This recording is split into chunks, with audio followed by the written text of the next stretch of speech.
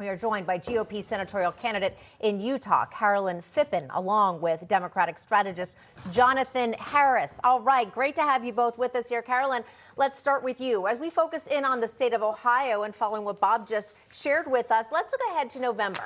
Is Ohio still a presidential battleground state? Many saying no, because the last Democrat to win the state was Barack Obama in 2012, edging up Mitt Romney by a mere 3%. And things really have changed. Former President Trump winning this state by more than 8%, beating both Hillary Clinton and Joe Biden. So a lot of people saying, why are you even calling Ohio a battleground state? They're very much Trump supporters overall. What do you say? Yeah, I say we're seeing a massive realignment occurring in our country right now, right? It is not Democrat, Republican. It is people who love this country and people who are clueless about what's going on in this country. Jonathan, your response to that?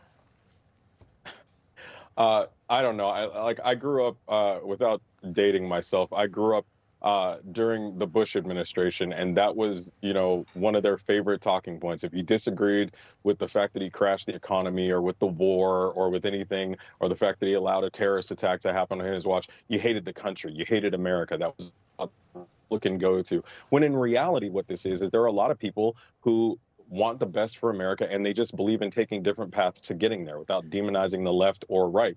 And in this situation, look, we don't know which state is a battleground state. We don't know that until we have the data to look back at. We don't know. But I do think that there are a lot of people who don't want to vote for Donald Trump because of the rhetoric, because of the legal issues, because of the, saying you would, invite an enemy nation to attack NATO nations. There are a lot of legitimate reasons that don't involve hating the country or not knowing what's going on for people not to support Donald Trump.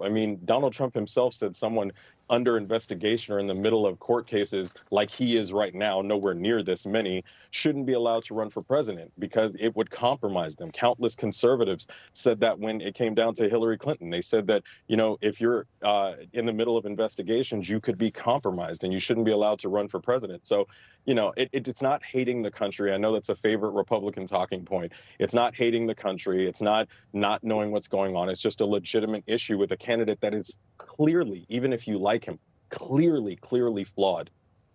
A lot of people, Jonathan, will have very different opinions as you do. And again, we totally understand and respect people with different opinions. But I know a lot of our viewers would say, what are you kidding? And they're big disagree. Trump fans. And again, 100%. we're not going to 50% of the country. All right, I thought that was pretty diplomatic. It was. I'm just giving a caveat here. All right, so let's switch gears here. Thanks, Jonathan.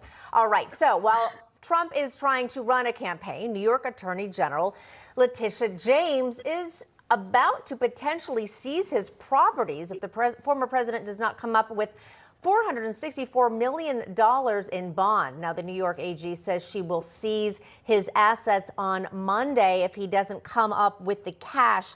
And we know, Carolyn, that the president has had a very difficult time getting that cash. I'm already thinking of Jonathan, who's going to say, but he's supposed to be a billionaire. Why doesn't he have all this money? A lot of people who are billionaires and beyond, well, I guess, are billionaires and beyond, but people are asking that.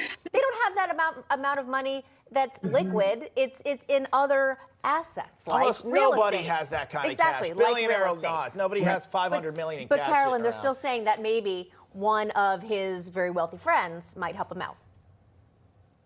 Yeah, here's the thing. Judicial liberal extremism is creating a banana republic in this country. Do you remember just a few years ago when some of Donald Trump's supporters were saying lock her up with Hillary Clinton? And we had the left going completely crazy over that, saying that that was absolutely inappropriate. That was political targeting of the opponent. And look at what is going on now. Not only is Trump being prosecuted and persecuted, but the left is silent. They are encouraging it, and they are using the fact that this is occurring to say that we then should not support him. It's the way they do everything. Target here and then jump on that targeting through all of your news sources and all of your talking points.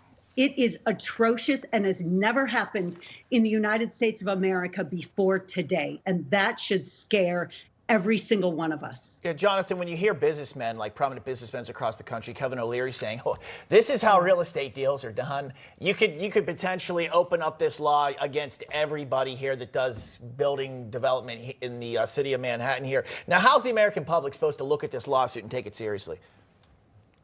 I think it's ironic.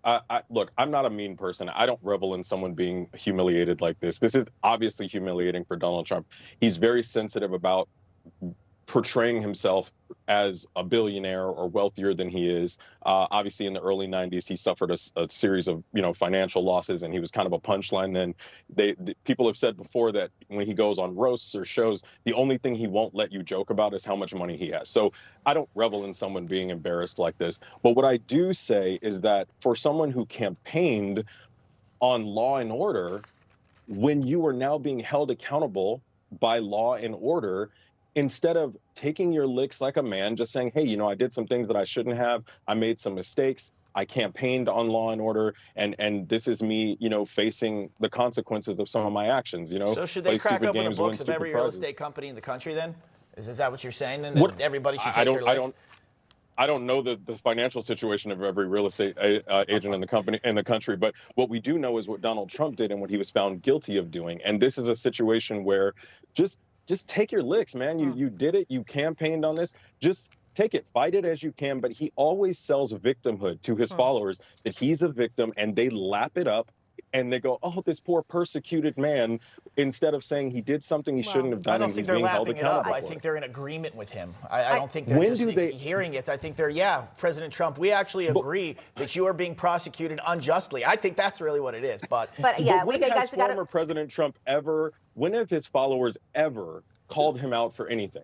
When have they broken with his rhetoric about anything? Never. Well, Democrats do that to Biden all all the time. Democrats do that to President Biden all the time. I haven't His seen Trump supporters, that, but yes. they know do we it got constantly. Jonathan, and I'm sorry, we're not trying to give you a hard time. We're out of time, so I'm sorry, Sure. but I'm just going to say with former President Trump and this ridiculous almost $500 million, there is the 8th Amendment, which seems like it should be protecting him again, excessive bail, but also. Victimless crime, says pretty much everybody involved.